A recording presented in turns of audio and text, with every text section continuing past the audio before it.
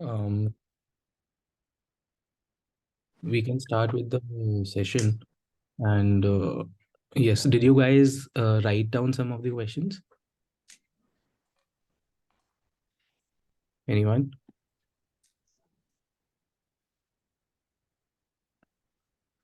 Nobody. All right, that's fine. We'll start with the questions. Today we'll try to cover Unit 1 and Unit 2. We are primarily covering questions from 2021 till 2023, and we'll see how we'll go. Okay. Okay, so the first question is public administration horizons have been expanding to cater to the complex needs of the citizens in the globalized era. You guys can have a look at the question for a second and then we'll switch to the synopsis.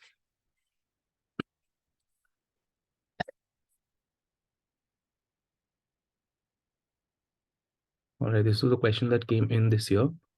So yes, the format of the answers that we'll be looking at would be, first we'll have a look at the keywords that we can focus upon, then we can have a look at the topics that the question has been asked from, so that we have a better clarity in terms of the content जो हम use कर सकते हैं. Then we'd be doing an IBC format, introduction, body, and then conclusion. Yes, and we'd also be giving you an add-on. So for example, it's a 10-marker question. So if you can cover a new dimension altogether, which is not asked in the question, that'll be a good thing. But again, understanding that it's a 10-marker, so we cannot include it in the model answer itself. All depends on the space that you guys are left with. Okay. Yes. So in the first question, we have the keywords that you can focus upon would be expanding horizons, then complex needs, and then in the globalized era, right? So expanding horizons is related to the scope topic mentioned in your unit 1. Complex needs is related to the present status, and then globalized era is related to the globalization topic. So this is the topic mapping that you can do. This will come in handy जो questions में हमें बिल्कुल idea ही नहीं लगता कि करना क्या है. तो if you break it down into keywords of the question, तो फिर we'll get an idea कि हम किस किस topic से लिख सकते हैं उस आंसर में. ठीक है. Yes, so we can begin with the introduction of saying that administration is as old as the civilization itself. You can put it in quotes, and has been expanding ever since. Or you can also alternatively write about the contextual nature of the discipline, as in that the discipline keeps on evolving according to the needs of and aspirations of the society at that particular point of time. And here you can also include the relevance goal of NPA, right? We'll also be covering the interlinkages. So you can say that the administration is supposed to be, new public administration is supposed to be relevant in nature. That is why we have seen that the horizons have been keeping on expanding. Okay. Yes, we'll come to the body now. So we can draw a table for the following points. So we can do it in this manner that we can write down the needs here, which is, and it is always preferred that we directly pick up keywords from the question. So complex needs of citizens, you can write it down here, right? And then expanding horizons in globalized era, we can write down here. So this is how you can write it down. First point could be the participation needs, wherein the needs have been increasing. Why? Because in a globalized world, we can see that democratic decentralization has happened. There has been deepening of democracy.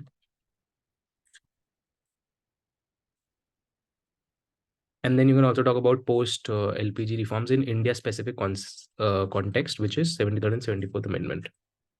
Right. Second, you can say that in a globalized era, we need the need of transparency becomes evident. So you write down the second point, transparency here, and then you can write about e-governance, and then so you can say that globalization has brought down e-governance, and then you can write down an example. In the answer writing session, I told you to cover eight pillars and 3 examples each, or 4 examples each, so you can directly copy it from there.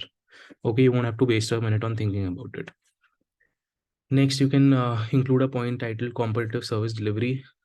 Competitive service delivery is the need for citizens. Why? Because in a globalized era, everything has become networked. So you can include networking governance, new public governance, etc. And then you can also say that because you have to make it competitive, so we also need to include NPM. So this is also how you keep on interlinking with the within the units itself. So yes, next is ease of compliance. That is a need which has become a complex need of the citizens in a globalized era. Ease of compliance, why do we need it? Because around the world, there have been citizen-centric practices which are happening, right? So and then you write down examples such as single window clearance. Also make sure that the examples that you're writing down, are global, but also contextual to India, right? So this is one example which will be global as well as contextual to India. Global constitutionalism. Global constitutionalism is a complex need which is arising because there has been more awareness, right? So another point would be domination of private bodies. I think five to 6 points are enough if you're also covering another dimension. So you can now, so this was the direct question that was asked.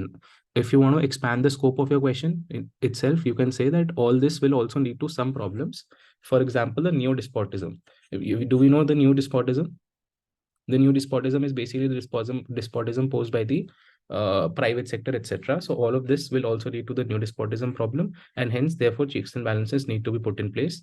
This could be the solution to the problem that you have given as an extra, and then you can conclude by saying there was once a question that the scope of the discipline is boundaryless. It was a PYQ that was asked by a thinker titled Mosher.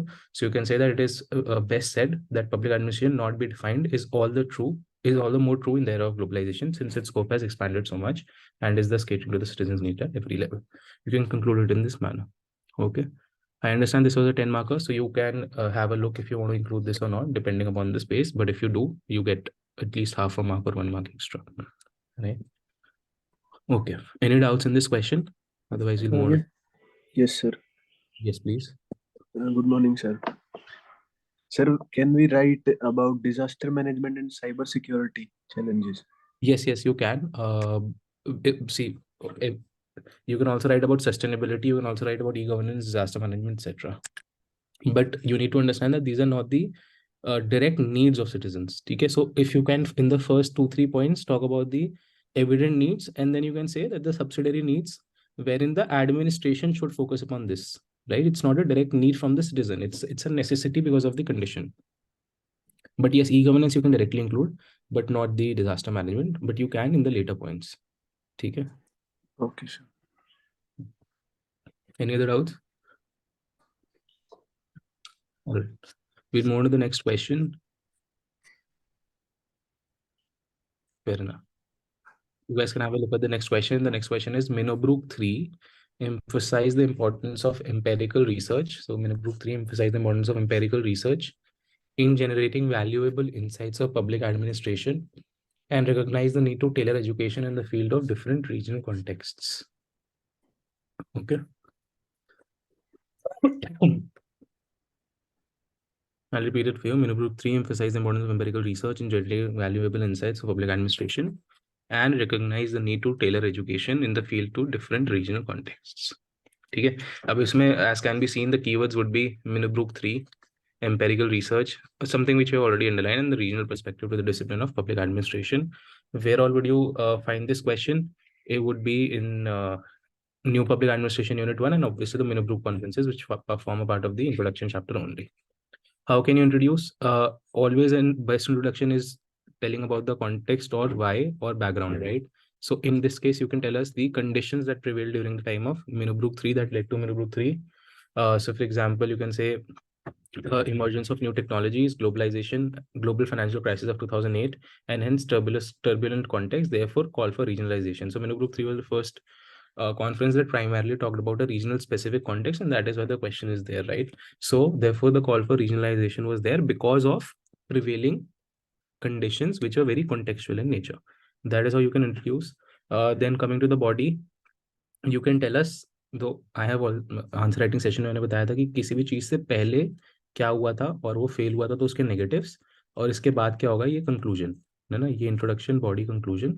So in the bodies first point also you can cover this कि इससे पहले जो हुआ था वो fail हुआ था, and now we'll tell us what all we'll tell you what all happened here. Okay, तो सबसे पहले you can say that failure of classical thinkers and CPA to formulate a universal grand theory. See, जितने भी conferences आए थे, the primary focus was on letting us know whether or not it has become universal, whether or not it's an art or science, etc. So ये सब जो theoretical concepts हैं इसको पहले cover करेंगे. तो emphasis on failure of classical thinkers and CPA to form a universal grand theory. Second, you can say that MBC said that true science of administration is possible only through empirical research. ठीक है, empirical is on ground, practical research with a decent number of iterations conducted as against academic or laboratory research. Then MBC3 focused on practicality. See, this is what empiricism, and hence on an approach to the discipline to proceed. we have to talk about the importance of empirical research and regional contextualization. So we'll directly hit on that. See, for regional contextualization, you can always use this quote: grafting is better than transplantation.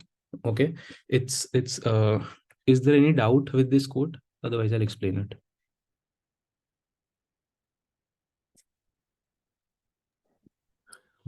सबको समझ में आता है coat क्या है? So can you explain it once?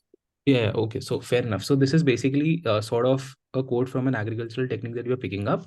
It's so transplantation is यहाँ से काटा और यहाँ पे उगा दिया directly. Okay, this is मतलब यहाँ से डालकर यहाँ पे डाल दिया.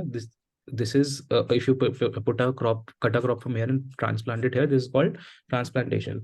And grafting means that you pick up the essence of it, that is the roots, etc., and you sow it down and you let it grow here. Okay, this is the difference. So what does this imply is that usually in a globalized era, what we have seen is that we are directly picking up things from a country in CPA studies and directly giving them here, and then letting them grow irrespective of the conditions prevailing. Okay, so this is transplantation, but this is bad because, for example, if you have a look at the citizen charter, it was successful in UK at a point of time, but not here now, right? In India. Why? Because we directly transplanted it.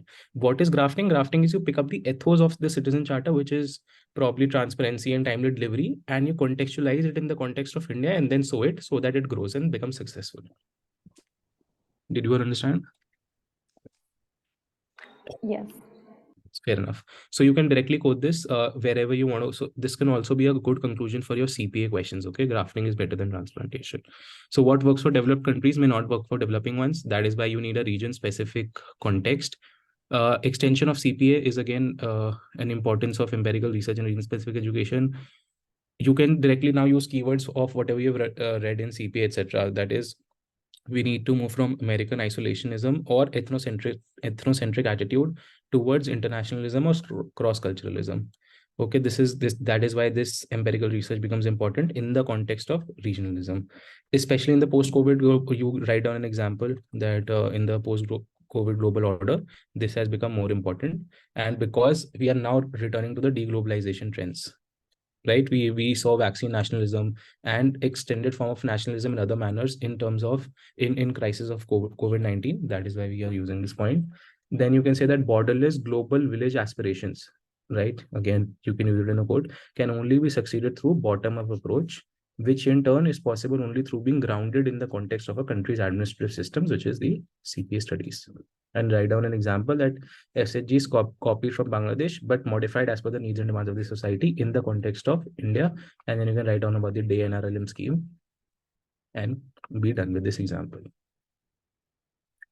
Right now, we need to understand this is a 15 marker. So we have already covered the main content. We need to extrapolate it. So we'll also now hereby cover issues as a direct heading. So what would be the issues with such practice wherein we employ empirical research and tailoring education techniques in the field of regional context? What are the issues with empirical research? This is something that you'll find in any standard administrative thought content when you read. The subjectivity of human behavior, there's a crunch of resources that will be there. There's a lack of political will. Then dynamic needs reasons keep on increasing. Here again, you can use that word deepening of democracy, etc., etc. Right? So you can directly go in for a conclusion that MBC3 tried to set a future agenda of public administration, but it ended up only redefining it. The call for empirical research has not been new to the subject and started with the Wilsonian idea. So you can now, so this is basically an extra add-on wherein you can say that empirical research was also proposed by the father of public administration, but the subject today, however, as elaborated through MBC3, needs more research and development. You conclude on a note that, we need to have more academic research on this, and only then would we be able to realize the true potential of public administration. And the aim of public administration is welfare of all, right? So to realize welfare or probably to promote human flourishing for all. And this direct line is being again picked up from a MBC3 quote only. This was a previous year question, promote human flourishing for all, I think in 2021 or 2022. So this way you can also directly, so if you see in the previous question also, we had picked up a direct quotation from a previous year question, yes, our administration is as old as the civilization itself, and the scope of discipline is boundaryless. And here again, we are trying to include quotes from the previous year questions, so that because when we revise PYQs, it comes into our mind, and then we can directly put it, promote human flourishing for all. Right? Any doubts in this question? Otherwise, we move on to the next one. No, sir. Hanji, please. No, yes, I said, sir, you can proceed, sir. Acha, No acha. doubt. All right. Thank you so much. We'll move to the next question then. The next question is public management takes what and why from public administration and how from business management? Elaborate. So we have what and why from public administration and how from business management.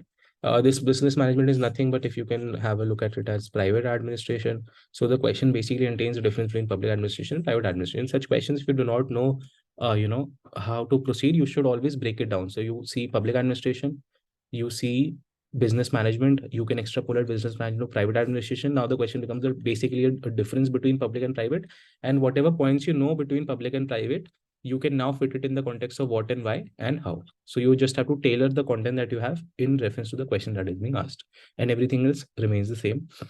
So keywords would be public management, public administration, business management. This is a simple one. Underlying topics would be new public management, obviously.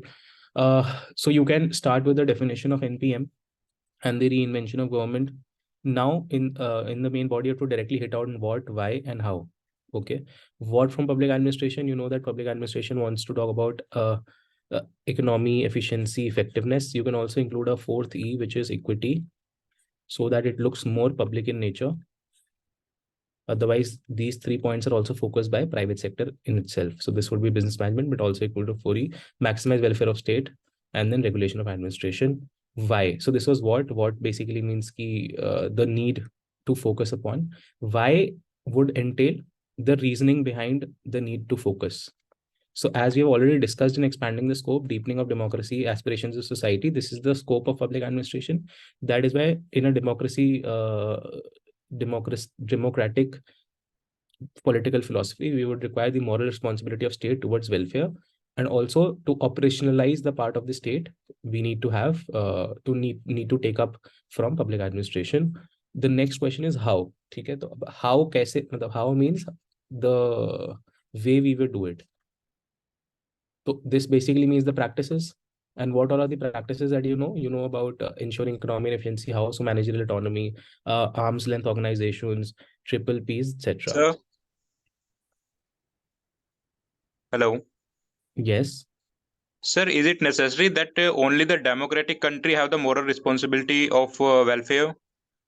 No, but when you write a answer of public administration, you always have to bring out the ethos of democracy. It's not always necessary, but if you look at it, the present world order, this is one of the major these things in a democratic state, that the moral responsibility also, because of the present regime, becomes a accountability per se. Legal accountability भी बन जाती है. मतलब it's not always necessary. Obviously, a dictator has its own will to ensure moral responsibility or not. Similarly, a monarchy. But democracy में लिखना ही पड़ेगा मतलब. Okay, sir. You can, if you have such a doubt, you can always say that in a democracy, the moral responsibility translates into legal accountability of the state. Okay, sir, got it. Right, because state-led decentralized top-down approach failed. Try to include as many keywords as you can. Then you can say NPM wanted to change the tools and techniques by keeping the traditional normative values of administration, and you can conclude. This is primarily an NPM framework, but we've tried to include what, why, and how. Also, you can directly include the points of difference between public and private administration, such as welfare orientation and private profit maximization. So you can say we need to maximize the profit for the state as well. So this is a ground for NPM only, but आप उसको अलग-अलग तरीके से we can present. Okay.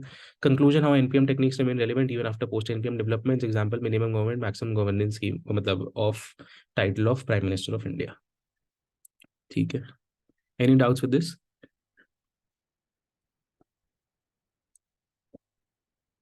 No, sir. All right, thank you. Next. New public service celebrates what is distinctive, important, and meaningful about public service. Okay. New public service celebrates what is distinctive, important, and meaningful. We'll primarily, in such a question, हमने NPS पढ़ा हुआ है. We'll now tell you, we'll probably start by telling us what is NPS, what NPS is, because it's a new concept. So here, instead of giving a background or telling us the reason why NPS should come into place, you can always tell us what NPS is, because there's also a direct definition by Dennard and Dennard, right? So you can directly include that because it's a new concept. So NPS, you tell us what is NPS. जब NPS के जितने भी characteristics हैं उनको 3 part में divide कर लेंगे कि उसमें distinctive क्या है, important क्या है और meaningful क्या है. ठीक है. This is how we tailor the content that we have according to the question. And public service is the ethos of public service only, so we do not need to specially focus on that. Yes. Sir, we are talking about the distinctive character of NPS, so we will compare it with the NPM, right? So उसमें हमें comparison भी दिखाना होगा या फिर direct हम distinctive character See, NPS पे ना actually अब there's enough content. If you look at 4-5 years previously, we did not have enough content on NPS, but now you do. So you can, while explaining what is distinctive, you tell us that it's different from something, but you do not have to hit on it. So मतलब आप बता सकते हो that it's different from NPM in a sense such that this, but in the way do not explain NPM. Does that make sense? दे सकते हैं हम basically. हाँ, मतलब you have to draw a distinction. Obviously, you'll have to tell us what it is distinct from, but you do not have to explain that distinctive, explain the feature of the other distinct part. Fine, sir. Thank you. Right. So we'll introduce by defining what NPS is. You can pick up a definition of DENARD and DENARD, etc., etc. You can find it in your notes. In coming down to the body, you have to start with the characteristic of the NPS. This is what I told you. Now, in the characteristics, to make it look as if you're catering to the demand, so you pick up to distinctiveness and importance and meaningfulness. Okay. How is it distinct? It is distinct because different from traditional public administration, NPM, etc. Imbibes because this. Now we have to talk about the features of this and not this. Okay. It is understood that if you're defining the features of this, we all well know the features of these, and that is why we are saying that it's different. So imbibes democratic principles, democratic values over business management values. Fair enough. NPS tries to make public administration more democratic, voice-oriented, multi-sector oriented, stakeholder-oriented, etc. Increase the 3 E's. You can try to include the 4th E if you wish to, but at the same time, put citizens at the center of process of governance. In traditional, the center stage of the administration exercise. See, all of these are nothing but keywords that you pick up from your NPS content, and you can directly put and place and put them here. Okay. This is probably a keyword structure for all the 3 comparisons. You can choose to not include it in your answer, okay? But just have them if you want to probably try to distinguish if it's a 15 marker. Yes, it is. Okay. Importance and meaningfulness. Here, the meaningfulness is that we value the citizen and we serve the citizen. This is the public service motive. So we have, in the first point of meaningfulness, linked it with the public service. Okay. After this, we can choose to ignore this because वो underlying हो जाएगा. So productivity, performance, and efficiency should be there, but should serve more as means rather than ends. A pertinent example would be the changing profile of development administration in India. Now you pick up an Indian administration example. Earlier, the schemes and programs conceptualized and implemented by the bureaucracy without actually knowing the ground reality and the need for the people. You can try including legal factor here of public policy. Just try to, include keywords wherever you think it can. मतलब ऐसा नहीं सोचना कि हम सोचकर keyword include कर रहे हैं, but whatever point we are writing, if it can be supplemented with a keyword. Does that make sense? Otherwise, if we do this approach wherein we think of a keyword and try to include it in the answer, this would be, मतलब हम जबरदस्ती करेंगे, तो it will be reflected कि we are जबरदस्ती inserting the example. But if we do this, that अपने कोई point लिखा, now if we can link it to with a keyword from either paper 2 or paper 1 or some other unit of paper 1, then it will not look forced and it will come in natural. Okay. ठीक है. This has been one of the major reasons why community development programs that CDPs have failed, etc. In contrast, today the NPS follows a more participatory, decentralized, and demand-based approach. Thus, the overall delivery of services to public are optimized. You can try to reduce this content, okay? But I think this is how you can give an example of Indian context.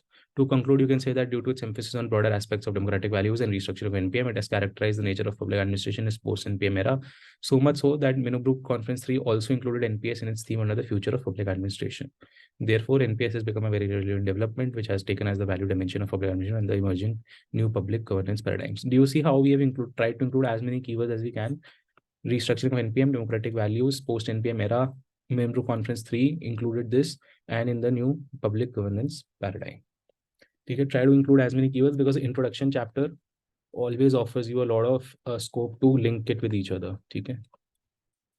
Yes. Any doubts in this question?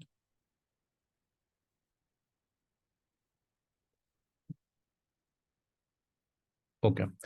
We'll move on further.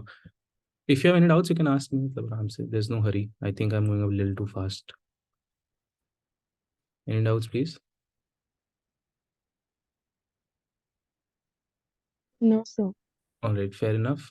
Governance is about managing self-organizing networks. This was a tough question, I understand, but you have to pick up the keywords again. So governance and managing and self-organizing networks. Okay. What all can come to your mind when you think about self-organizing networks? We have read about networking governance. Also, see, understanding that this was a 10 marker, it would have been asked in the first 5, the question 1 के first 5 parts, है ना? So from here we can understand, जैसे मैंने आपको answer writing lecture में बताया था, that in the section A questions will be asked from unit 1 to 6 or 1 to 7. तो उसमें we can understand this is a question directly from introduction. Now, when we understand that it's a question from introduction, we'll start thinking what would self-organizing networks in the introduction chapter include. Then we'll zero it down to networking governance. And once we do that, then we'll zero down the question on its essence. Okay. If in such questions, try breaking them down, then try linking them to the part of the syllabus that could have been asked from, and then you answer. Similarly, an administrative law question was also asked. You could have zeroed it down from there. All courts are tribunals, but all not tribunals or courts, etc. While the questions are that it's an administrative law question. Otherwise, you might think of it as a GS2 sort question and then answer it in that manner, and then that becomes futile. Okay. So governance and self-organized networks, and then managing. So self-organizing is again networking governance. So the question primarily becomes on networking governance. You can define governance relevant to the question. So there's a definition by Rhodes on governance. Governance refers to self-organizing. It can directly relate to the question. Inter-organizational networks characterized by interdependence, resource exchange, and significant autonomy. If you do not know this definition, then you can probably try linking governance definition within networking governance. Okay. Explain self-governing networks. What would self-governing networks mean? That in multi-actors paradigm, you have in a post-LPG era and a multi-actor paradigm, you have several organizations such as NGOs. To include the include more words, you can say SHGs, community-based organizations, etc. Private sector, bureaucracy, media, etc. And of course, you have to add people themselves. You always have people. You can also try to include regulatory institutions. All of this can be found in unit 1 only, जहाँ पे हम scope of public administration की बात करते हैं, उसमें ये सब पढ़ते हैं ना. So try including this from there. Every institution has their own objective and targets. Therefore, governance is about managing all the institutions for the betterment of all. So we have probably broken down what the self-governing networks के components would be, है ना? And then we are telling them that this component का इन सब components का एक ही objective है, which is welfare of all or betterment of all, welfare of the public. So we are now linking how we would probably interrelate all of this and move in a unidirectional manner of welfare of all. Does that make sense? Okay. So we can now talk about the bringing in the concept of networking governance. The concept of network governance advanced by Lawrence. So will try to integrate networks into the governance structure for improving governance outcomes. We can try including MP Foley in terms of integration. Okay, integration of demands and needs of various networks in the policies and programs. Let managers manage is something which was written by Christopher Hood. So this is this would now entail self-organizing. And these are parastatal bodies. All the bodies that I've mentioned, right? SHGs, NGOs, CBOs, etc. are all parastatal bodies. So you give them autonomy so that they self-organize. So this is probably what you can talk about in body. For example, you can write down an example of farm bills, wherein various actors such as farmers and civil society organizations, businessmen, etc. And the government had to look to cater to the demands of all. So this is how you have to manage self-organizing networks. Okay, so to now ultimately succumb to the demands of all, that to maintain a balance, although this is a negative example, ठीक है, उसको दिखाना है कि this was one of the failures that we came up with. Not a failure, of course, but we had to draw it back because the demands of all were not met. You can put it in such a manner. Okay. Give a conclusion, you can give a broader picture in the conclusion of governance. It helps strengthen democracy, empower people, groups, and improving efficiency in the delivery of public services and goods to the citizens. It's probably a standard conclusion. Otherwise, I've told you Grindel's concept of good enough governance, etc., etc. You can try including any standard conclusion of a governance question. Sir? Yes. Sir, would you be sharing this PDF on the group? Yes, I will. Okay, thank you so much. I would be sharing it without the annotations. I hope that's fine. Fine, sir. Fine, sir. Okay. Any doubts with this question? So any such question where we do not know how to approach, you have to break it down and then link it to the part of the syllabus that it might have been asked from and pick up the content directly from there and place it in the question. ठीक है? Sir, हाँ जी, please. why they are the self-organizing network?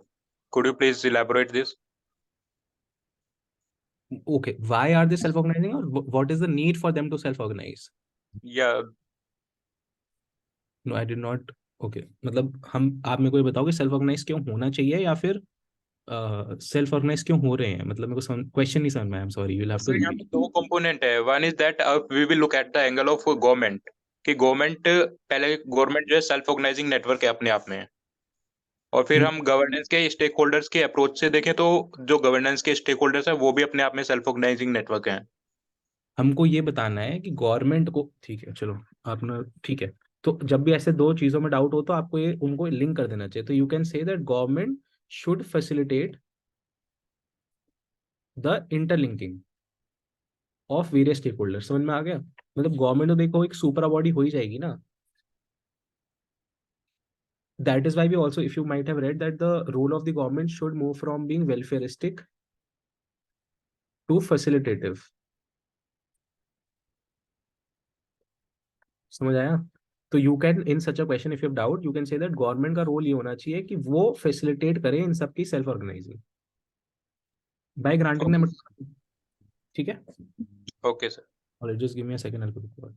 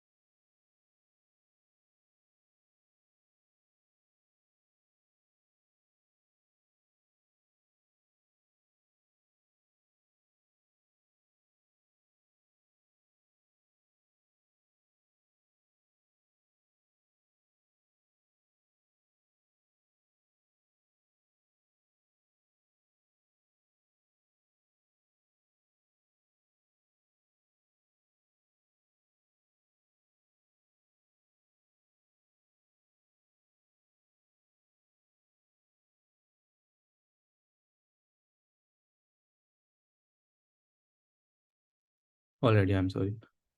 ठीक है, any doubts with this question? Otherwise we'll move on to the next one. पिछले वाले से any doubts? ठीक है. Next one is public administration has been viewed as a socially embedded process of collective relationship, dialogue, and action. Explain the statement in light of the consensus achieved in the third Minimum Group Conference. ठीक है, so obviously socially embedded process becomes important. Then you can say collective relationship, dialogue, and action. यही main चीजें हैं, and you have to link it with the third Minimum Group Conference. Okay. Again, the socially embedded process would only be an extension of the previous question that we have done. How we are organizing, basically that there are networks which have to be organized, and that is how they are embedded. ठीक है, तो socially embedded process का ही मतलब हो जाएगा, but we'll have a look at what we can include. Underlying topic is Minimum Group Conference 3.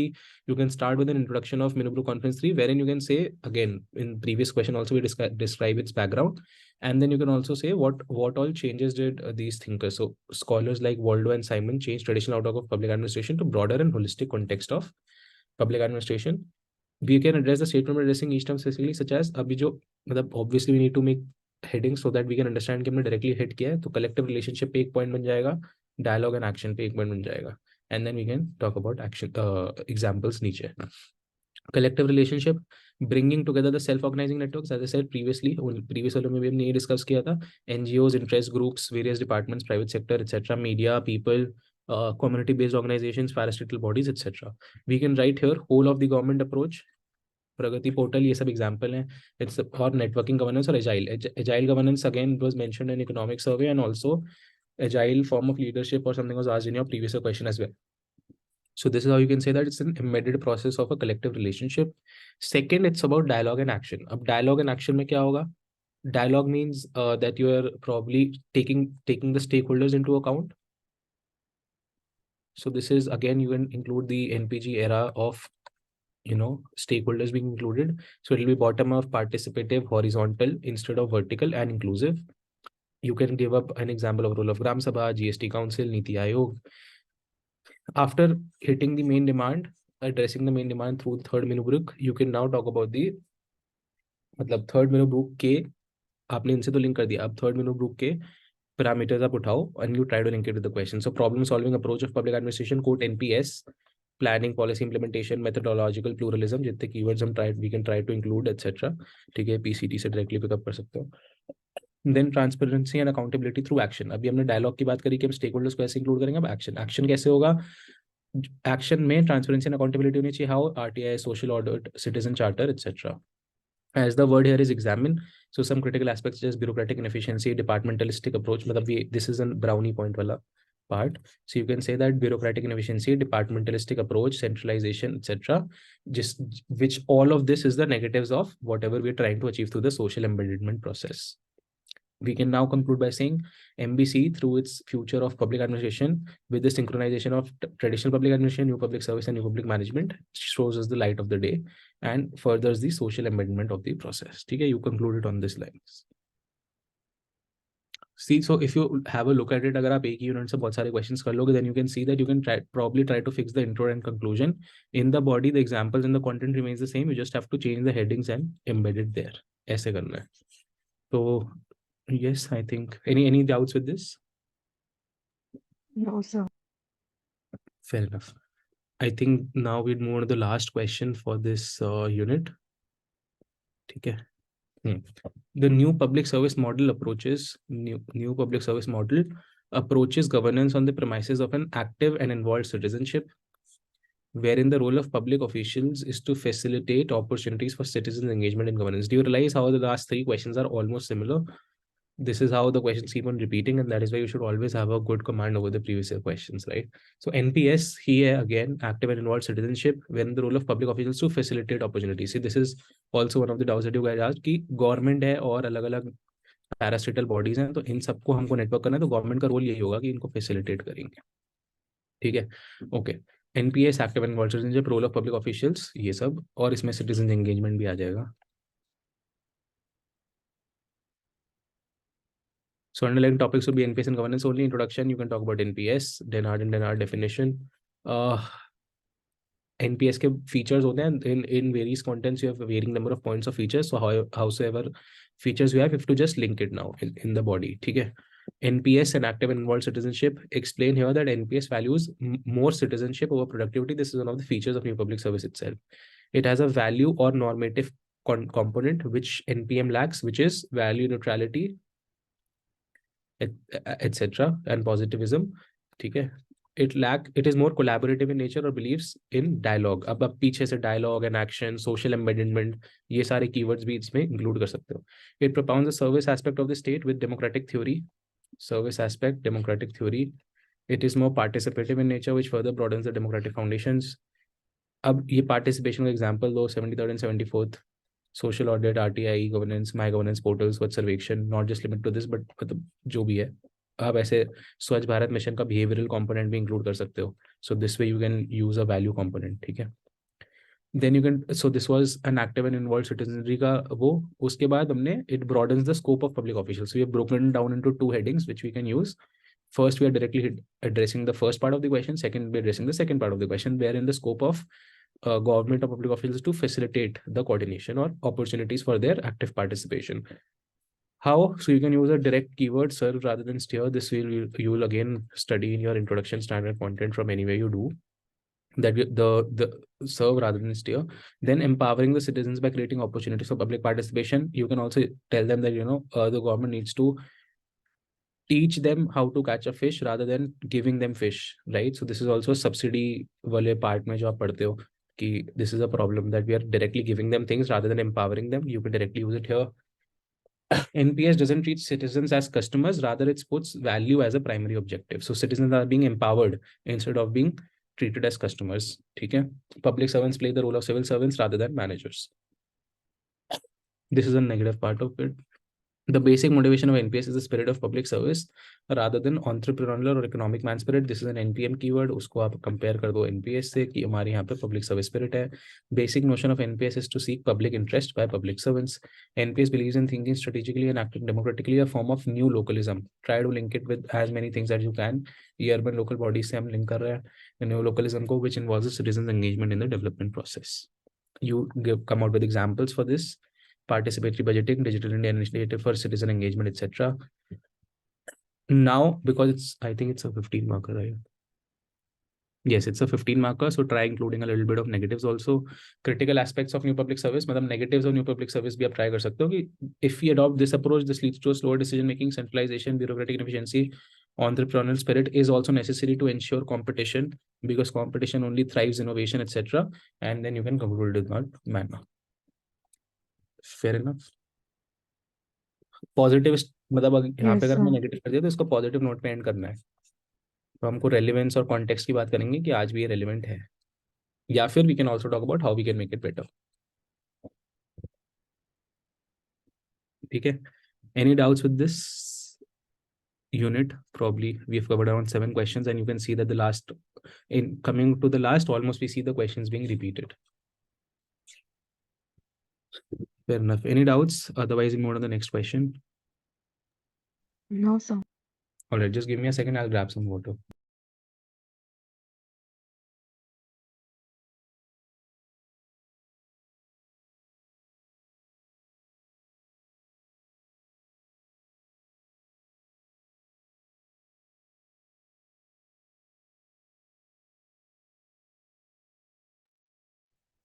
All right. We'll move on to the second unit, administrative thought. There are again 8 questions here. We'll try to cover them as much as we can. Fair enough. So first question of unit 2 would be, the process of decisions is largely a technique of narrowing choices. Explain. Again, in such a question, you will understand that it's asked in section A, so has to be from one of the first 6-7 units that is there. If it's the case, then you think about and revisit the units that are being asked. And then once you do that, you will realize that decision making एक ही जगह आती है and narrowing choices. So again, this is probably a question on decision making theory. When we look at decision making theory, the first person that comes to our mind is Simon. So now we'll try to look at this question from this perspective. Okay, so yes, keywords to focus is decision making process and narrowing choices. Underlying topic would again be Simon's decision making as we narrowed it down. So you can start by your introduction by defining what Simon says as decision making is. Okay, so Simon says that decision making is nothing but selecting best alternative from given choices. In such a question, let us assume that this is not what Simon, this is not even a Simon question. But if you just, started by saying that we have zeroed it down to decision making, then we can never go wrong. मतलब अगर वो Simon का हुआ भी नहीं और हम decision making पे लिख रहे हैं और कॉन्टेक्स्ट हम साइमन कर रहे हैं तो कभी गलत तो जा ही नहीं सकते. So you write down the introduction. Otherwise, you can also begin by showing why the process of decisions is needed in the first place. Why would you need to take decisions? Because goals are infinite and resources are finite, and that is why you need to arrive at decisions so that you can best utilize and remain economic and efficient. Okay. Now in the body, you can talk about Simon also, because it's not a direct question from Simon. Talk about other behavioral thinkers just to be safe, who talked about decision making, example Bernard, and how their theories are based on the assumption that decision making is essentially about narrowing choices, that is rationality. Obviously, narrowing choices कैसे होगे जब आप rational होगे? तो rationality. Briefly mention the 3 stages of decision making: intelligence activity, design activity, and choice activity. Then link design and choice, wherein so intelligence से तो हम बहुत सारी चॉइसेस अपने लिए खोल लेते हैं, ये है ये है ये है. In the design and choice we start narrowing down. In the basically the choice activity is the one where we do the utmost narrowing down of choices. How do we do that? On the basis of cost benefit analysis and rational analysis. And this is again linking with rationality. You just have to link the keywords that come to your mind whenever you think about decision making theory of Simon and make it relevant to the question. Right? Fair enough. Also mention an example. The Indian leadership at the time of Cold War had 3 choices to join: NATO, Warsaw Pact, or neither, and hence they narrowed it down to coming to a non-alignment movement. So this is how you narrow down your choices. You can use any other example also. So for example, you have option of going to triple P. So if you want to go to triple P, do you want a bot model or hybrid annuity model or etc. etc. And how do you zero it down? Just give it with do an example. What would be the tools for you to narrow down the choices? You can also use that SWOT analysis, special analysis. Then you can say, you can link it with PERT and CPM also. that these are some statistical techniques, decision tree matrix. Okay, all of this you can linear programming. All of these methodologies help us to narrow the choices and make a wise and rational decision. Can conclude with how expertise and subjectivity plays a role in decision making, hence the process needs to be elaborate as such. बस यही है कि जितना definable process होगा उतना better होगा. And yes, did you all understand this? Yes, sir.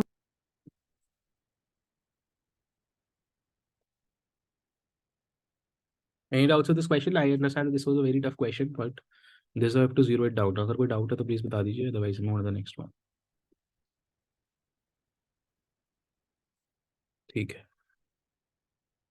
Okay, we'll move to the next question. Another one of the tough questions. Okay. Efficiency in the specialized sense is an organization's capacity to offer effective inducements in sufficient quantity to maintain the equilibrium of the system. So there's a lot of newness in the question, but again, we have to break it down to whatever extent we can. Efficiency की बात हो रही है, ठीक है. Is an organization's capacity to offer effective inducements. Whenever we hear about inducements, आपने inducements के बारे में कहाँ पढ़ा है? Also remember that it's a section A question of paper 1. So try to think of the first 6 units. Chester Bernard. Where have we studied about inducements? So Chester Bernard. Yes, anyone? Bernard, sir.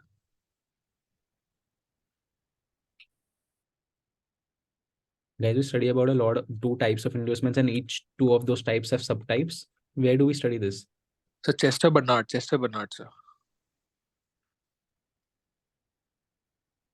Hello. No one knows. Sir, monetary and non-monetary benefits. Huh? Sir, Chester Bernard, monetary and non-monetary inducements. Yes. I'm sorry, my volume was low. I did not. Okay, yes. So I think you guys have answered Bernard. That's fair. Yes, so we studied in Bernard. Yes. So we'll now try to link this question to Bernard and not also directly link it, but yes, we'll have to because you do not have enough content and it's a 10 marker. So we'll directly start hitting. Introduction, you can talk about Chester Bernard views on an organization. You can, it's always preferred that if you remember a book or a article published by the particular thinker concerned and you also mention the year, then you can move on with the start by mentioning that. Okay? Then you can talk about how Chester Bernard defined organizations, deliberate, conscious activities of 2 or more persons. All of this is just to cover up the space because we'd have anyway limited content in this question. Directly coming to the body, start explaining about the contribution satisfaction equilibrium because you have to maintain the equilibrium. So you can talk about the contribution satisfaction equilibrium that inducements देंगे तो ही हमारी contribution बढ़ेगी, and because of the increasing contribution will be increasing the satisfaction. By increasing satisfaction will be increasing the efficiency in a specialized sense. This is how we are going with the tone of the question. Does that make sense? Yes, sir. Yes, to maintain equilibrium, we'll start by increasing the satisfaction. To increase the satisfaction, we'll have to increase the contribution. How do we increase the contribution? By offering them inducements, and then, or if we achieve all this will lead to efficiency. Fair enough. Okay. You talk about the contribution satisfaction equilibrium. This is very basic. You can talk about the example. 7th Pay Commission recommends to hike salary, etc., and then conclude. Bernard rejects the concept of economic man and sees the organization members as a part of social system based on various physical and biological and social factors. Cooperation. He also talks about various inducements. You can try mentioning the inducements as well. If it's it's a 10 marker. You can try mentioning inducements in the conclusion if you want to. Otherwise, just mention it here or there as an example. Okay. Any doubts with this question or the previous one? No, sir. The volume was muted from my end. That is why I could not listen to you guys. Okay. Next question then. Fowler firmly advocated for cultivating interdependence and collaboration among individuals as the key to resolving conflicts and establishing more harmonious and all-encompassing social structures. This is nothing but questioning a question about Fowler and her integration policies or integration philosophy and just putting it down in a fancy English manner. So we do not have to be intimidated by the question. After reading the question and the keywords included, we'll see that it's a basic question in Fowler. Okay. So interdependence, collaboration, resolving conflicts through a harmonious and encompassing social structure. That's it. Underlying topics would be obviously MP Fowler. Introduction, Fowler advocated for a more so इसमें introduction में we'll just have to make it link to the question जहाँ पे ऐसे keywords use हुए हैं, interdependence, collaboration, we'll do collaborative and participatory approach, etc. She emphasized the importance of group dynamics, cooperation, and shared decision making. We'll pick up the keywords from our theory which are directly related to the question, and we'll come up with this group dynamics and shared decision making. ठीक है. Now hit upon the conflicts वाला part. However, she explained the inevitability of conflicts in social relationships, especially within an organization. ठीक है. Conflicts as natural phenomena in the organization linked to constructive conflict. Now you can start by telling that conflict is inevitable. Then you tell us that she came up with a constructive conflict theory or conflict resolution theory.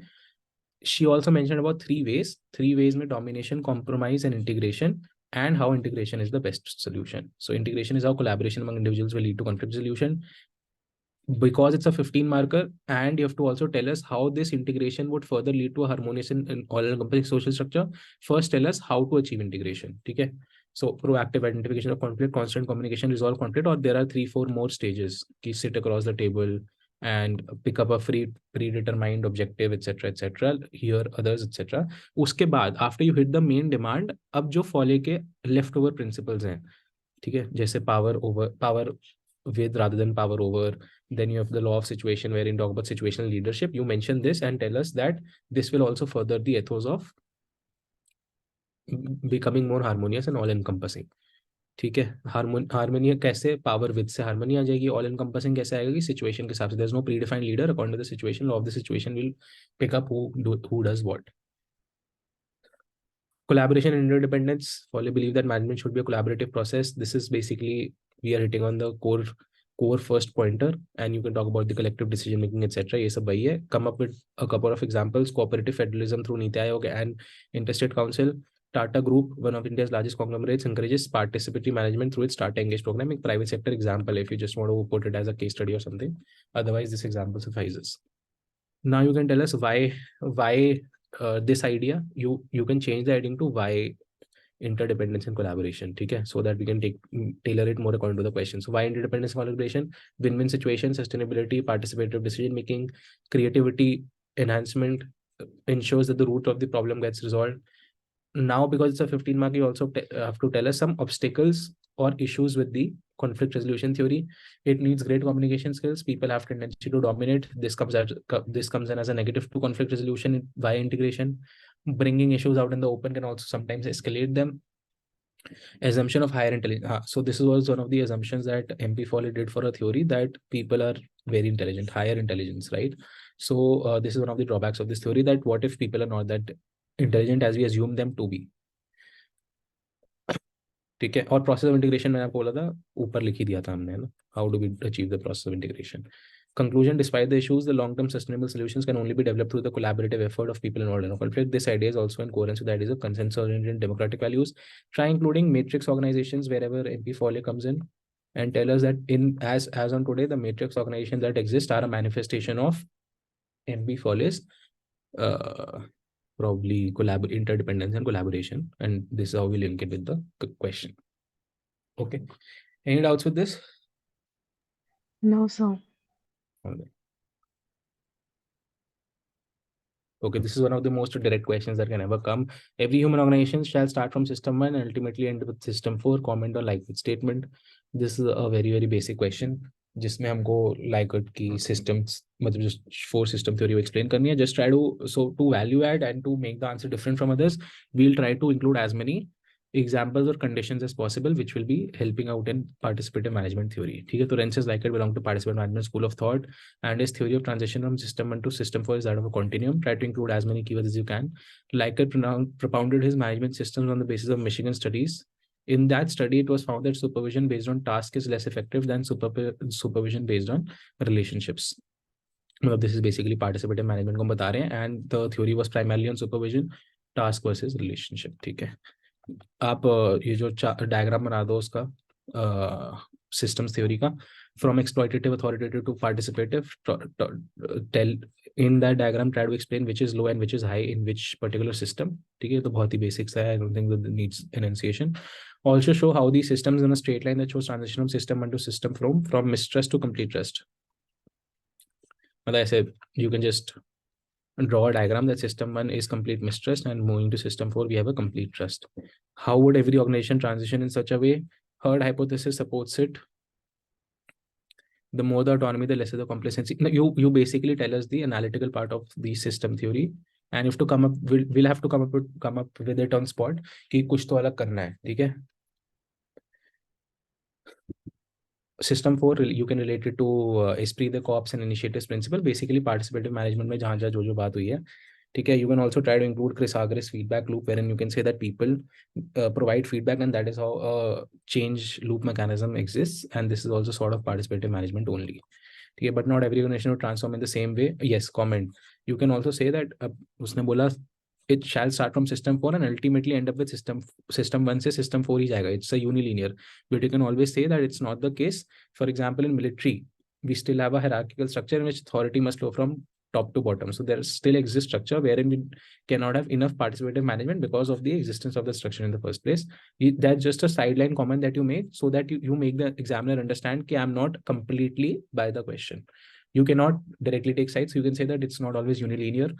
Conclusion, despite the statement of not being universally valid, the transitional or the continuum aspect of Likers theory is what gained more popularity than the other related theories, such as that of McGregor. You just basically concluded by the relevancy part. Okay. Fair enough. Any doubts with this question? No, sir. None.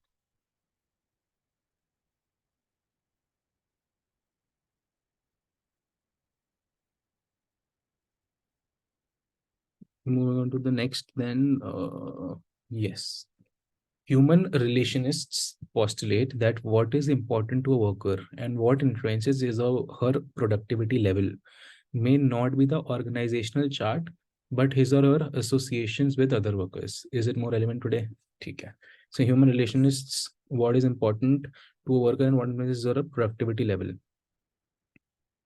may not be organizational chart, but his or her associations. So you have to say that productivity is influenced by not hierarchical or structural aspects, but behavioral aspects. That's primarily the question.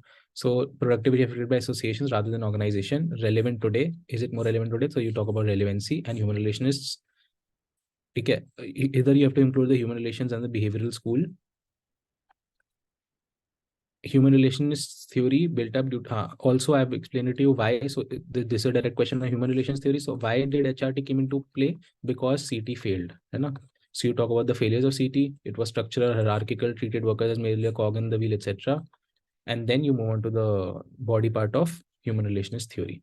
So try to explain as many human relationists as you can so you can come up with a point and then in the bracket write down the thinker's name, so that it does not look that you've only talked about a particular thinker, but you've covered a variety of human relationists that exist. So it emerged on the finding of the Hawthorne experiments by Elton Mayo. According to Mayo, every worker is a social man, not necessarily an economic man, hence he considers that social psychological factors are very strong determinants of productivity. Important principles: democratic style of working, communication, participation, informal organization. You keep on giving examples here, okay? Keywords से आप just democratic style of working में आप लिख दो situational leadership MP फॉले, communication में कुछ लिख दो, participation decision making में participative management theory लिख सकते हो आप. Informal organization में मेयो ने भी बोला था, बर्नार्ड ने भी बोला था, फॉले ने भी बोला था. ठीक है, you can also write down a matrix organization as an example of an informal organization. Human relationists posed a challenge to the existing administrative theories in 1930s. They rejected David Ricardo. All of this is theoretical part of human relationists. You can cover this. Now the question statement. Question statement was what is important to work and what influences may not be, but is association. So you explain. Yes, very good. So explain the significance of informal groupings and social groupings. Fawley's doctrine of interpretation and doctrine of whole also support this argument. This is all interpenetration and doctrine of whole. You can have a look at the human relationists and behavioral thinkers. Unki theories mein, at a lot of places you will find out the importance of informal groupings. You just have to write them down and mention it. Through all four Hawthorne experiments, write the name and explain how in a single line ye sab hai. This is, I think I've already explained it to you, that you have to just pick up the importance of associations. And how will you link associations? Associations will be informal groupings, social groupings, treating workers as a group, ये सब as a group activity जो Barnard बोलता है ना, it's a group activity, all of this. Yeah, now you have to cover out the relevancy of today because it's a direct question. So you have to pick up recent examples. So studies show that during COVID-19 work from home regime, productivity of workers actually fell because they were isolated. So isolationism leads to decrease in productivity. To ensure interdepartmental coordination, worker relationships needs to be managed well. We need to have horizontal communication rather than vertical communication. We need to move away from gang plank, ये सब.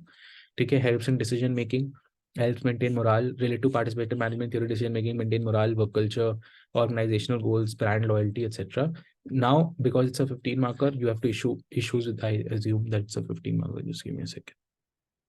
Oh, it's a 20 marker, right? That's it's a pretty. So now you also try to explain the issues with the concept of behavioralism in general. So meritocracy can suffer and productivity and complacency might kick in, departmentalism. Then you can say, well, there are a lot of issues that you can study about it in your standard content, and then you can include it here. You can try to generalize it with the concept of behavioralism or human relationist. Okay? These are specific issues, but if you look at it from this perspective, then you can probably come up with a wide variety of issues. You can conclude in the note wherein you can say that human relationist thinkers are necessary but not sufficient alone. Obviously, any organization needs to focus on both structural as well as you have to maintain a balance. ठीक है? Again, MP follows integration जो होता है वही हमें conclusion में करना है. So you can say that solely does not depend on behavioral aspects because we have concluded it negatively. So you'll also have to say that it also depends on structural aspects. Structural is given by classical theorists and behavioral by human relationist theory. Now you can conclude that in the present era, we need to do CPA studies and ensure that we transplant grafting is better than transplantation. And then we can say that the relevance of the idea increases manifold in the era of networking governance, new public service, etc., etc. Okay. Fair enough. Any doubts with the previous question? Otherwise, you know the sixth question. I think there are only 3 questions left. We'll cover them. Excuse me, sir. Sir Yes. वो जो issues with the concept दिया था, आपने जो explain करा है, वहाँ पे हमें examples भी quote करने चाहिए ना? हाँ जी. Issues की step के हैं. Markers, you'll always have a problem with the words. Try to maximize it as much as you can. Try to include examples. Okay, sir. Anything else?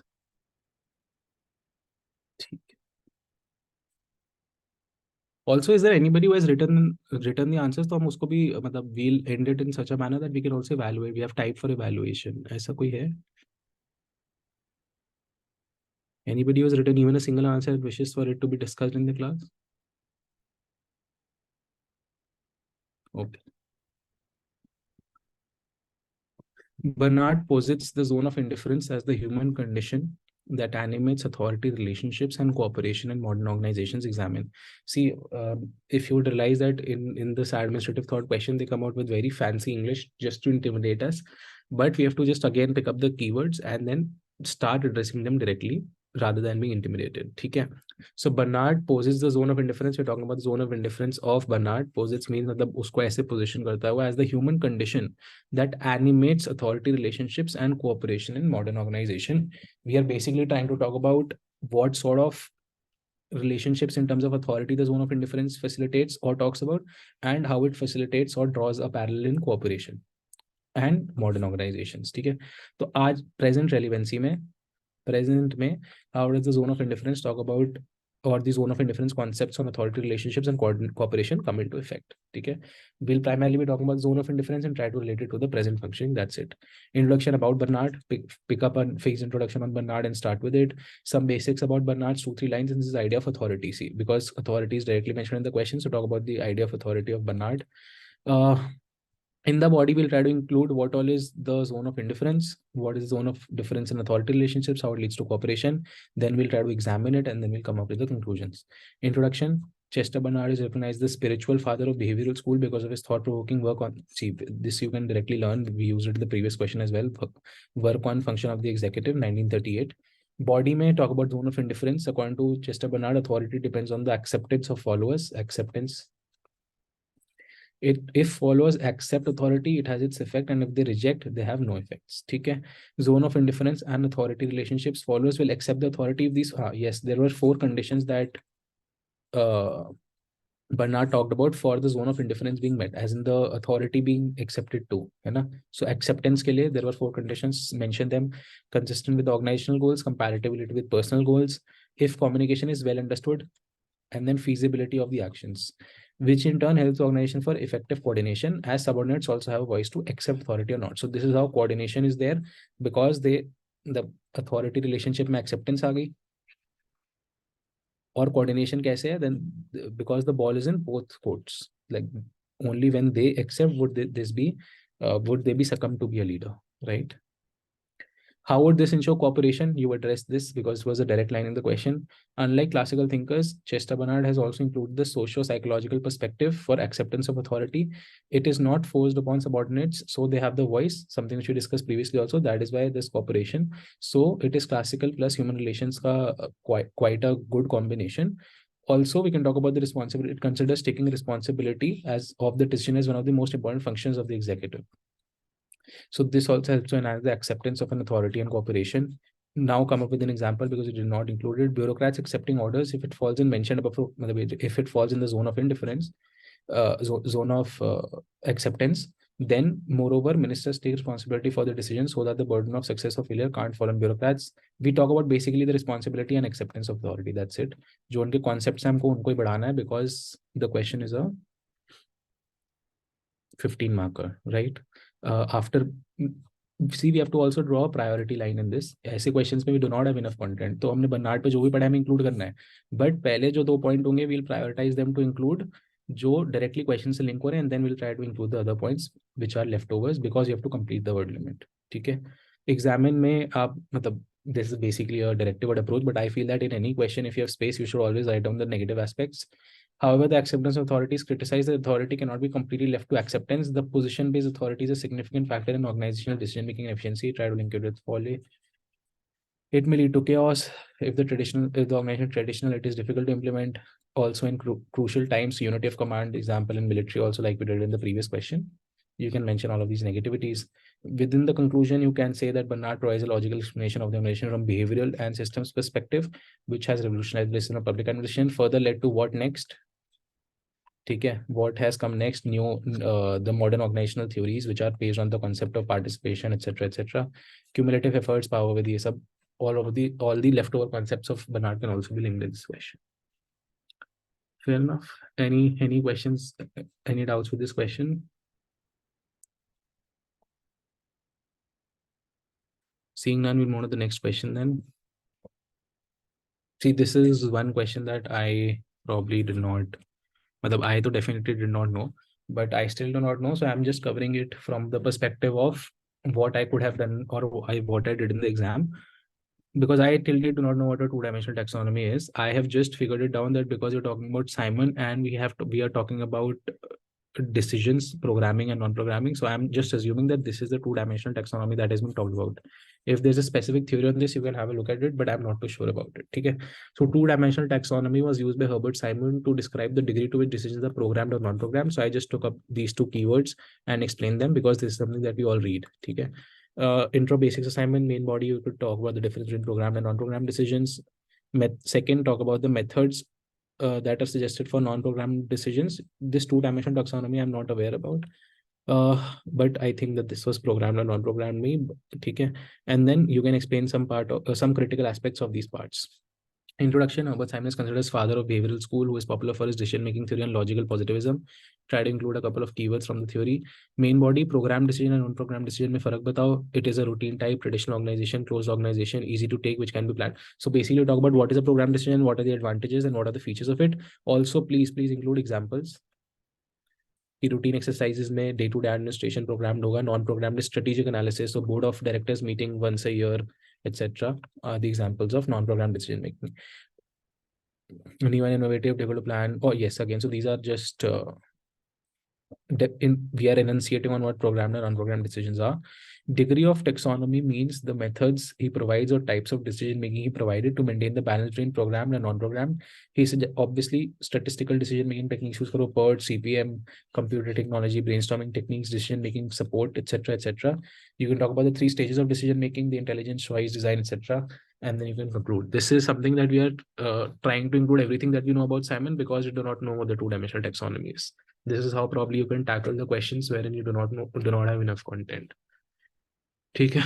Conclusion, obviously relevance of it in administration, especially of non-programmed decisions. And you talk about how you can also try to link it to staff and line agencies and say that this is becoming important. And that is why we probably also have Niti Aayog, etc. existing at the level of the center. Okay. Yes. Any doubts with this question? Otherwise, move to the last one. Then I think there's only one left. How many questions are there? Yes, there are only one. Oh, 2 more. Okay. Yes, any doubts with this question, please? Excuse me, sir. Yes. Sir, ये यहाँ पे degree of taxonomy लिखा है, इसका हाँ जी। क्या मतलब हुआ? यार मैंने आपको यही बोला कि मतलब डिग्री कहाँ पे?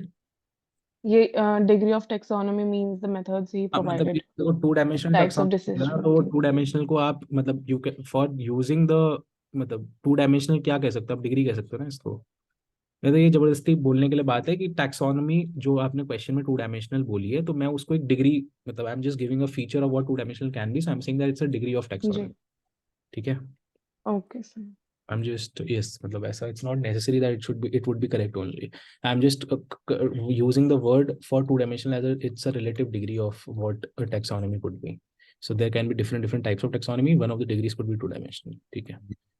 Okay. So taxonomy basically means classification of something. No, taxonomy, yes, okay, मतलब classification or probably yes type. ठीक है। आई थिंक टैक्सोनॉमी का मतलब होता है कि आपने उसके वर्डिंग में क्या करा है, मतलब जो उसको अरेंज करोगे। Yes, classification only it is basically, but feature wise classification आप कह सकते हो। This is what I understand, but again you have to cross check. Fair enough. ठीक है, we'll move on to the next question. Yes, there are 2 more questions. One is this: Fayol and Taylor had different management perspectives. Yes, see, this is a very direct question. Fayol and Taylor had different management perspectives while having similar goals of organizational efficiency. You just have to talk about Fayol and Taylor, and you have to tell us what is the similarities and what are the differences. This is something that probably you would read in the first 2 lectures of whatever content you do. Okay. Introduction about thinkers, main body difference, and then similarities. Third, conclusions. To value add, we'll just try to include examples and try to link with other thinkers as much as possible, or the future units. So for example, you can try to link it with public policy, come up with an example on public policy and how the concept of efficiency can be used in public policy, etc. ठीक है। Difference में Taylor was at shop floor, Fayol was at managerial level. Taylor was micro and bottom up, Fayol came out with a macro perspective. Taylor, this is very basic, I don't think that we have to explain this. ठीक है। Similarities, this is something that you can focus upon. Similarities में any classical thinker के जो features, overall features होते हैं, that will also encompass the similarities. So if you have less points, try to think about other classical thinkers also जो भी उनमें points हैं, and then that comes out as similarities. The universalistic, structural and mechanical, they focus on principles of organization such as division of work, impersonality, rationality, predictability, etc. And the objective remains, so that is the first point of the question only, having similar goals of organizational efficiency. तो पहला point तो ये होगा कि objective जो efficiency है, efficiency, productivity, etc. ठीक है। इन सब में try to include examples as many as you can, try to link them. Conclusions, both significantly laying down the foundation of public administration, evolution of organization theories. और आगे आप इसका बता देना कि क्या कौन सी theories इसके बाद आई। ठीक है। Any doubts with this?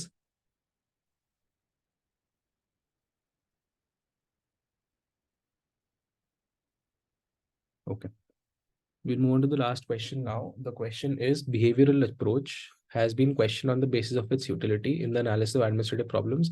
Discuss the weaknesses of the approach and the shifts made therein. ठीक है। So we have to just talk about 2 things. सबसे पहले तो behavioral में क्या क्या है, then उसकी weaknesses. So this is the primary thing. We all study in criticisms of the behavioral thinkers. जो अलग अलग criticisms हैं, वो सारी आप इसमें include करोगे। ठीक है। And the shifts में post behavioral में क्या क्या आया, बस यही है question.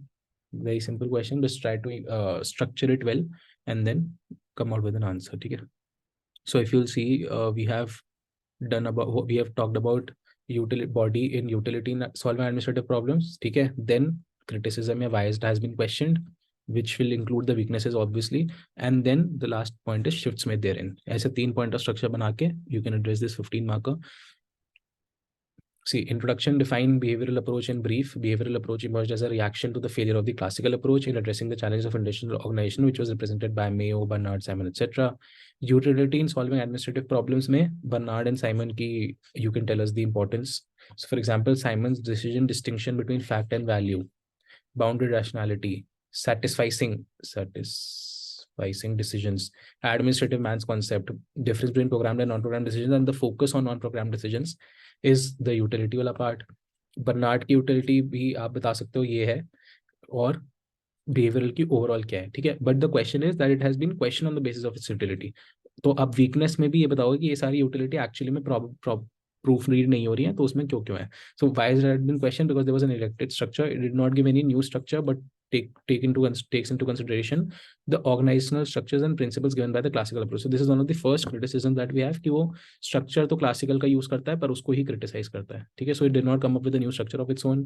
We have an overemphasis on human behavior. A weak aspect of Bernard's ideas on leadership is he overemphasizes on the moral aspect of the leader and seems to dilute the legal or positional aspects of leadership. ठीक है? Lack of emphasis on human values, value-free approach, Waldo, especially by Simon. Simon was very, fact-oriented, etc., empiricism. So this is one of the criticism from there.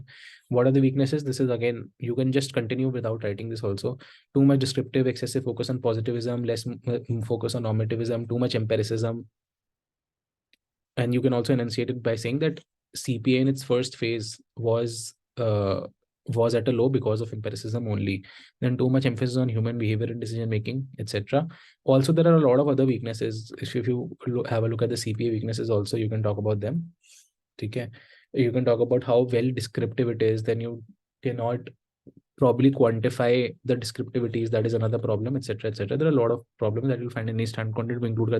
Second part of the question was shifts made therein. So you have to talk about any post behavioral developments, adoption of contingency factors, contingency theory का एक आध point यहाँ पे include कर देना. ठीक है? Organizational structures in later phases, new humanists and new behavioral thinkers, normative consideration in decision making, CPAs, shift in CPA, tailored approach rather than one size fits all approach. You can probably talk about public policy analysis also. ठीक है? You can talk about यहाँ पे contingency और modern organizational theories की तो बात कर ही ली है. Also come up with new concepts as NPS and NPG and WS, etc., etc. ठीक है? To conclude, you can say that the prevailing organizational challenges are not quite the same as was in the industrial period, and hence the behavioral approach may not fully resolve them. मतलब when did the behavioral approach come? During the industrial period. तो आज की date में जो challenges है वो अलग हैं. That is why we need to develop new organizational theories rooted in the contemporary period, deriving their basic features from the behavioral school of thought only. मतलब इसकी भी तारीफ करनी है और नए की भी नीड की भी तारीफ करनी है. So you just to bridge the balance between, and this is how you conclude. ठीक है? Yes. So I think we have come to an end for this session. You can let me know if there are any doubts. I was under the assumption that you guys would be writing things so that we can cover up a few evaluations here. But that's unfortunate. That's fine. I understand. So if there are any doubts, you can let me know. Overall, also holistic, also anything. One suggestion from my end would be that please come prepared in the next lectures that we have on PYQ answer writing. I cannot emphasize on enough the need for PYQs. That is something that you guys already know about. Understanding that you're in a rapid revision course, you might have completed the basic content already. So the first hand thing that you should rely upon would be the PYQs. Please write at least a few, if not all, so that we can have some insights. Okay? Unless and until you write and practice for yourselves, you would not be in a position to enhance your capabilities in terms of, adding value addition via examples, content diagrams, etc. All of this needs practice only. Okay? मतलब that's it from my end. If you guys have anything, you can let me know. Anything at all? No, sir. All right, fair enough. Okay, Prince sir, I think we can end the session for today then. If you are there. If you are there. Okay, we guys can leave the meeting. I'll ask him to end it. Thank you for joining me. So we'll be getting this document that you are using today itself, sir? Yeah, I just forwarded on the group. No worry. Okay, thank you, sir. Thank you.